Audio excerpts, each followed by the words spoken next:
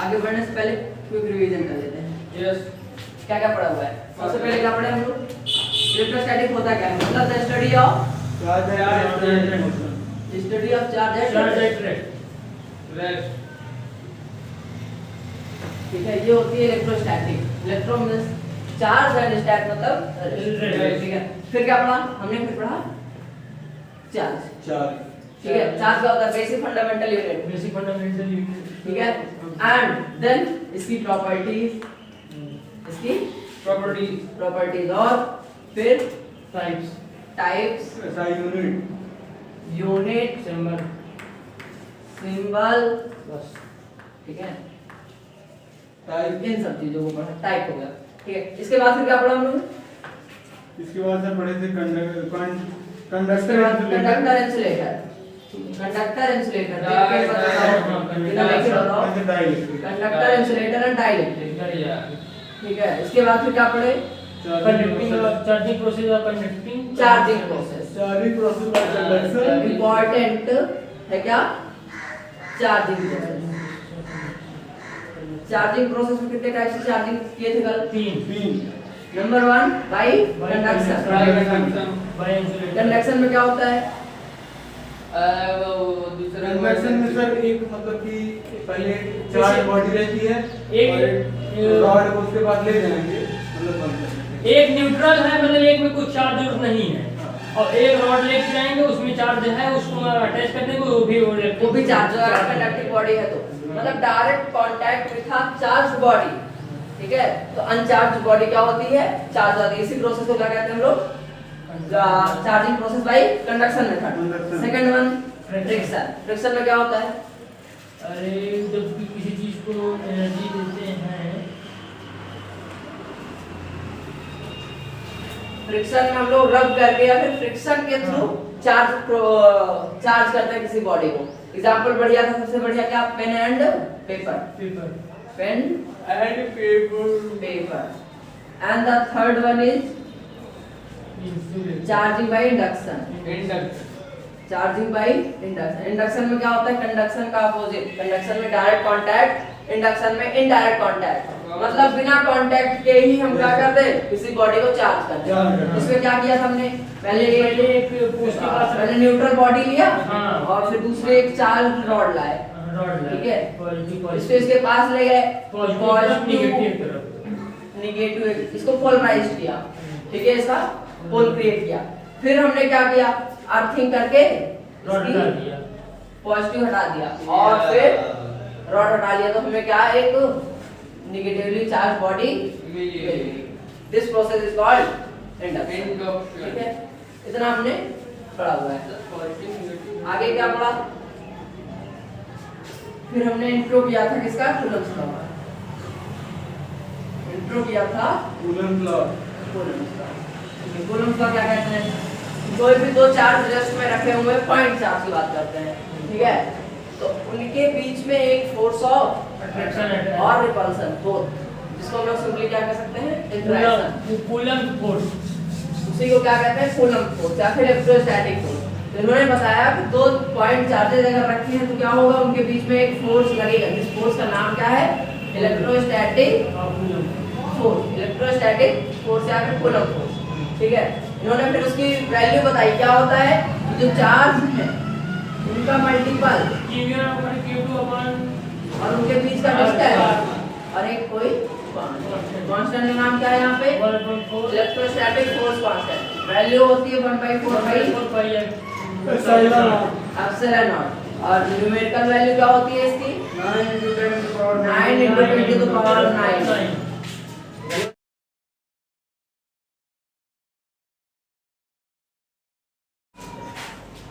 Coulomb's law.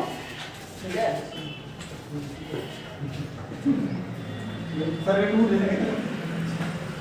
Coulomb's law. ठीक है, अभी हमने पीछे पढ़ रखा है इसको। क्या होता है? कोई भी दो पॉइंट चार्ज है तो उनके बीच में एक फोर्स लगता है, जिस फोर्स का नाम क्या है? Electrostatic force. इलेक्ट्रोस्टैटिक फोर्स या फिर कूलम्ब फोर्स। ठीक है, अगर चार्ज Q1 और Q2 है तो इसकी जो मैथमेटिकल वैल्यूएशन वो क्या है? कूलम्ब ने बताया ये इनवर्सली प्रोपोर्शनल डायरेक्टली प्रोपोर्शनल है दोनों के प्रोडक्ट का और इनवर्सली प्रोपोर्शनल है उसके बीच में डिस्टेंस स्क्वायर का। ठीक है, तो कंबाइन करने पर मिल गया हमें q1 q2 by r r square square. ये एकदम सिमिलर है किसके, ग्रेविटेशन। ठीक है, तो यहाँ पर जब हम लोग प्रोपोर्शनलिटी हटाते हैं तो क्या लगता है, कांस्टेंट। कांस्टेंट यहाँ पे लग गया k q1 q2 1 r square. ठीक है, this is the formula for force between any two point charges. ठीक, अब यहाँ पर k की वैल्यू क्या होती है, k होता है 1/4 पाई एप्सिलॉन नॉट। ठीक है, न्यूमेरिकल वैल्यू होती है 9 × 10 to the power 9 unit newton metre square coulomb inverse. Square. ठीक है, तो ये होगा k की वैल्यू। अब यहाँ पर एक नया वर्ड आ गया, क्या, एप्सिलॉन। एप्सिलॉन क्या होता है, ये होता है absolute electrical permittivity. Absolute electrical permittivity of free space. Electrical not लगाया तो free space, absolute electrical permittivity. Permittivity क्या होता है, परमिटिविटी क्या होता है, The ability of substance to store electrical energy। मतलब किसी भी सब्सटेंस का जो एबिलिटी होता है एनर्जी, इलेक्ट्रिकल एनर्जी स्टोर करने की, उसे कहते हैं permittivity.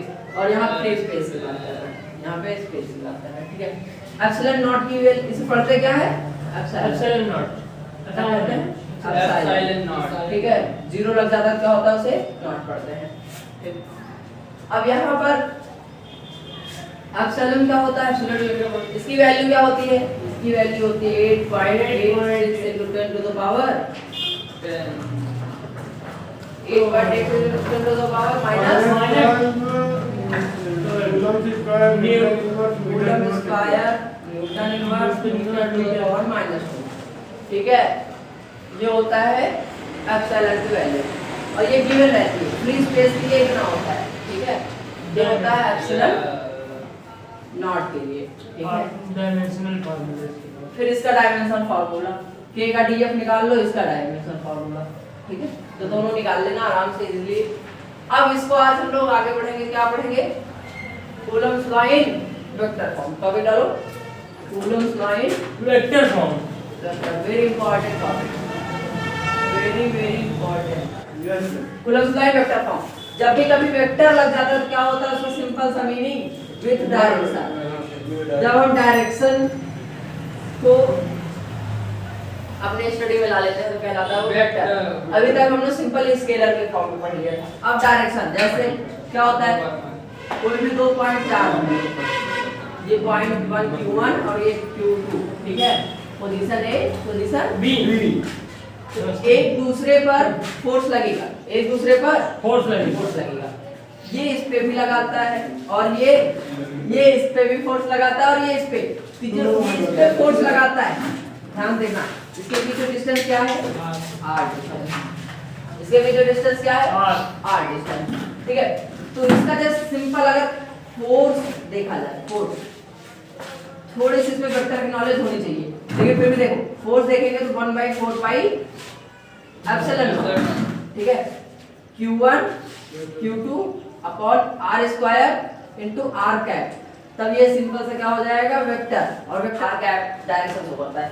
This is called unit vector, this is called unit vector. ठीक है, r कैप की वैल्यू क्या होती है, r vector upon magnitude of r vector. ठीक है, ये होती है r कैप की वैल्यू। अच्छा, कैप किसी भी लगा सकते हैं, किसी का भी लगा सकते हैं। अगर कैप लग जाए तो वो सिंपल और केवल किसके लिए लग रहा है, डायरेक्शन स्पेसिफाई करने के लिए। डायरेक्शन क्या करता है, डायरेक्शन स्पेसिफाई करने के लिए। ठीक है, तो ये फोर्स जो है ऐसे होगा, लेकिन अब जो है A से B पे लग रहा है, फोर्स A से B पे लग रहा है। Force on A to B, due to B, force on A due to B। तो ये क्या होगा, ठीक है, यहाँ पर FAB एंड FBA दोनों का मतलब अलग अलग है। ठीक है, नॉट इक्वल, दोनों को पढ़ा अलग जाता है। जैसे force on A due to B, ठीक है, उसमें क्या पढ़ेंगे, force on B due to A। Force on A, अब ध्यान से देखना है, इस पे ये फोर्स लगा रहा है। ठीक है, Yes, sir। मतलब अगर देखना चाहो तो ऐसे लगा है, फोर्स जो है ऐसे लग रहा है, जिस डायरेक्शन में फोर्स लगता है तो डिस्टेंस का डायरेक्शन कैसे लेंगे? जिस डायरेक्शन में फोर्स लेंगे वही डायरेक्शन में ले लेंगे। R12 लेंगे, R21 लेंगे, सॉरी RAB लेंगे, RBA लेंगे। देखो 1/4 पाई एप्सिलॉन नॉट में कोई चेंज नहीं आएगा क्योंकि ये कांस्टेंट है। Q1 Q2 में भी नहीं आएगा क्योंकि दोनों वैल्यू लेनी है हमें। मैटर यहाँ पे क्या कर रहा है?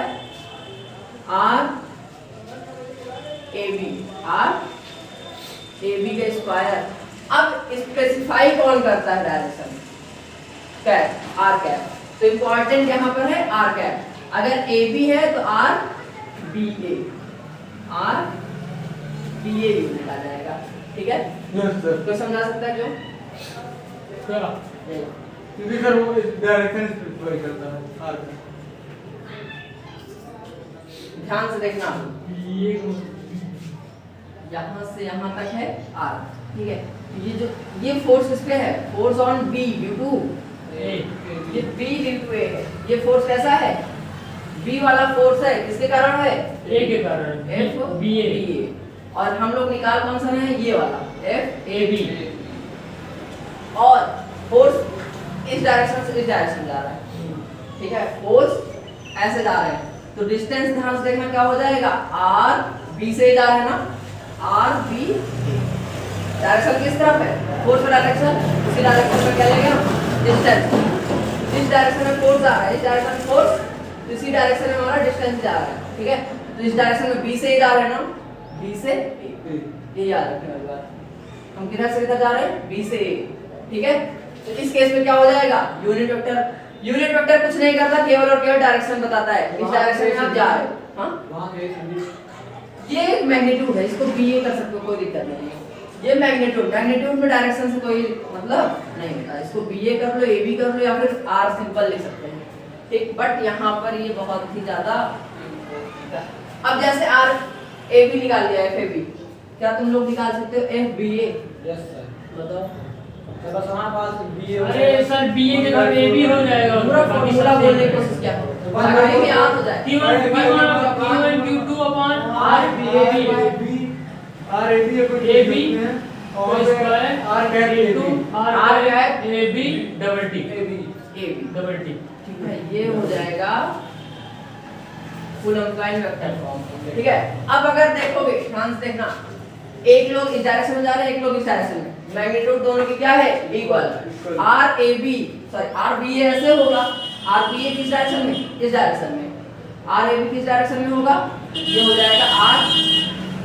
ठीक है, दोनों की मैग्नीट्यूड वैल्यू आ रही है, लेकिन डायरेक्शन क्या है? अपोजिट। Direction opposite.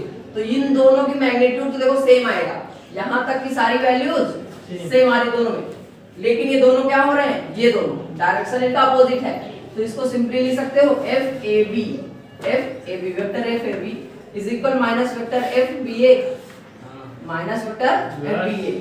तो यहाँ से एक रिजल्ट बहुत इंपॉर्टेंट आता है जो कि तुम्हारे MCQ में तो गारंटी आना है। क्या? कि Coulomb's law in vector form, या फिर सिंपल कूलम्ब्स लॉ न्यूटन ने किस नियम को फॉलो करता है? न्यूटन ने किस लॉ? Opposite reaction. तो न्यूटन का कौन सा नियम है? न्यूटन का थर्ड नियम। थर्ड लॉ क्या है? Equal and opposite. Equal action has equal, sorry, every action has equal and opposite reaction. तो देखो ना, क्रिया प्रतिक्रिया, इसने इस पे एक्शन किया तो इस पे भी एक्शन हुआ। ठीक है, यही है क्या? Newton third law. तो यहाँ से एक रिजल्ट निकल के आता है क्या? Follows Newton third law. Follows Newton third law. Newton धन्यवाद सर। Third law. ये बहुत इंपॉर्टेंट रिजल्ट है, इसको याद रखना है। ठीक है, ये इंपॉर्टेंट है, वेक्टर फॉर्म में ऐसे भी पूछ सकता है। अब यहाँ पर AB की जगह 1 2 करके वो पूछ लिया तो कंफ्यूज नहीं होना, कुछ और नाम दे दिया। ठीक है, कुछ और नाम भी दे सकता है, तो एकदम बस अपना कॉन्सेप्ट क्लियर रखो, अपना कॉन्सेप्ट। अगर अभी भी R में दिक्कत आई हो, यहाँ RBA RAB कैसे आया, इसको भी समझा सकता है। अभी तक में कोई डाउट नहीं है ना? No sir. अब इसको नोट कर लो। डाइलेक्ट्रिक कांस्टेंट और रिलेटिव परमिटिविटी। देखो यहाँ पे डाइलेक्ट्रिक कांस्टेंट तो नया वर्ड दिख रहा होगा, डाइलेक्ट्रिक सब्सटेंस पढ़ा लेकिन कांस्टेंट। लेकिन ध्यान से देखो, अगर यहाँ से समझने की कोशिश करोगे तो समझ जाओगे क्या होने वाला है। ध्यान से देखो तो रिलेटिव से समझ में आ जाता है क्या? क्योंकि डाइलेक्ट्रिक कांस्टेंट तो नया वर्ड दिख गया, लेकिन रिलेटिव इलेक्ट्रिकल परमिटिविटी थोड़ा बहुत पहचाना जाना सा लग रहा है। क्या होगा? रिलेशन। जब रिलेशन, और रिलेशन किस में होता है? किन्हीं दो में, किन्हीं दो में ही रिलेट करते हैं हम लोग, ठीक है। रिलेट करना है तो एक दूसरे से रिलेट कर सकते हैं, ऐसे एक से क्या रिलेट करेंगे, तुमसे तुमको रिलेट कैसे करेंगे? और रिलेट किसको करना है? Electrical permittivity. मतलब जैसे अभी तुमने देखा था एप्सिलॉन नॉट को, एप्सिलॉन नॉट ही तो है इलेक्ट्रिकल परमिटिविटी, एप्सिलॉन नॉट। तो एप्सिलॉन नॉट जब लगता है तो ये फ्री स्पेस होता है। एप्सिलॉन नॉट क्या होता है? Free space. Free space. ऐसे ही अगर एप्सिलॉन सिंपल लिख दे और एप्सिलॉन एम लिख दे मीडियम में, ठीक है, तो किसी मीडियम की बात करने लगे, तो अब इन दोनों की बात जब करने लगे, इन दोनों को रिलेशन इनका देखे, तो यही क्या कहलाता है? Relative electrical permittivity. और इनका रेशियो जो होगा वही कहलाता है डाइलेक्ट्रिक कांस्टेंट, ठीक है। तो चलो समझने की कोशिश करते हैं। जैसे क्या है? फोर्स, फोर्स और एफ नॉट कहते हैं क्या? Free space, Coulomb's law. हमने ये सिस्टम रखा हुआ है, हमने ये सिस्टम रखा हुआ, ठीक है। ये फोर्स लगा, ये है Q1, ये है Q2, इसके बीच में डिस्टेंस है R, ठीक है। तो इस पे फोर्स ये लगा, तो ये फोर्स कैसा है? अगर इसको हम एयर में रखें, अभी कहाँ है सिस्टम ये हमारा? एयर, मतलब फ्री स्पेस में, तो ये F नॉट हो जाएगा। F नॉट मतलब फोर्स इन एयर, ठीक है। इसको हम सिंपल डिनोट कर रहे हैं, तो क्या हो जाएगा? फॉर्मूला थोड़ा बता दो। 1/4 पाई Q1 अपॉन R स्क्वायर, ठीक है। अब इसी को हमने पूरा उठाया, सिस्टम लिया, इसको हमने पूरा सिस्टम ऐसे डिब्बे में रखा था और सिस्टम एयर में रखा। अब उसको उठाया पूरा, हमने ले जाकर वाटर में डाल दिए, मतलब किसी मीडियम में डाल दिए। अब देखो ध्यान से, इस केस में फोर्स तो कुछ चेंज आएगा, वो जो फोर्स आएगा वो Fm हमने दे दिया, क्या? कोई भी मीडियम। एग्जांपल समझ रहे हो? अब इस डिब्बे में हम मतलब कि एयर में, सॉरी एयर से किसमें डाल दिया हमने इसको? वाटर, जनरल तो कह सकते हैं उसे क्या हम लोग? कोई एक दूसरा मीडियम ले लिया, तो इसको वाटर से कोई मीडियम में डाल दिया इसी सिस्टम में। अब इसके बीच में फोर्स क्या हो जाएगा? फोर्स बताओ। 1/4 पाई एप्सिलॉन नॉट m, क्योंकि सबका अपना अपना इलेक्ट्रिकल परमिटिविटी होता है, हर मीडियम का अपना इलेक्ट्रिकल परमिटिविटी। यहाँ पर Q1 में कोई चेंज नहीं आ रही, Q2 में नहीं आ रही, डिस्टेंस में भी नहीं आ रही, सबको हमने सिस्टम को फिक्स किया। अब इन दोनों का जब रेशियो कर देंगे, इन दोनों का रेशियो, तो क्या आ जाएगा? थोड़ा बताने की कोशिश करो। 1/4 पाई कटेगा, Q1 by Q2 पूरा कटेगा। अगर ध्यान से देखो F नॉट अपॉन Fm आएगा, F not upon Fm is equal क्या आएगा? Em upon E not, reverse, ये ऊपर जाएगा तो क्या होगा? ऊपर चला जाएगा, ठीक है। Em अपॉन E नॉट, तो यही क्या कहलाता है? इसको कैपिटल K से डिनोट करते हैं, या फिर simple epsilon R, epsilon R। Epsilon क्या होता है? Electrical permittivity, relative electrical permittivity, ठीक है। इन्हीं दो के बीच में। अब यहाँ से भी क्वेश्चन बहुत बनेंगे, यहाँ से क्वेश्चन बहुत ज्यादा बनाया जा सकता है। K is equal epsilon R, मतलब एप्सिलॉन होता है इलेक्ट्रिकल परमिटिविटी और R है रिलेटिव, तो रिलेटिव को डिनोट करते हैं। ये दोनों क्या हैं? सिंबल्स हैं। दोनों क्या हैं? सिंबल्स। अगर ये दोनों कहीं भी लिखते हैं तो इसका मतलब है क्या? डायरेक्ट कांस्टेंट की बात करें, कांस्टेंट की बात करेंगे तो K लग जाएगा, ठीक है, और रिलेटिव की बात करेंगे तो ER लग जाएगा, ठीक है। क्या हुआ? देखो इसी के आगे लिख लेना, ये क्या होता है? डायरेक्ट्रिक कांस्टेंट और रिलेटिव इलेक्ट्रिकल परमिटिविटी। बहुत इंपॉर्टेंट टॉपिक है, बहुत ज्यादा क्वेश्चन है और बनने के चांसेस तो हम तो मानते हैं, ठीक है, तुम भी मान लो। यहाँ से क्वेश्चन होंगे, बहुत आएंगे, बहुत ट्रिकी क्वेश्चन आते हैं यहाँ से। EM मीडियम मतलब इलेक्ट्रिकल, अरे आप लोग लिख सकते हो क्या? इलेक्ट्रिकल परमिटिविटी मीडियम, इसका इलेक्ट्रिकल परमिटिविटी फ्री स्पेस, उसको आप लोग डिनोट कर लो अच्छे से एकदम, ठीक है, नहीं कल को भूल जाओगे।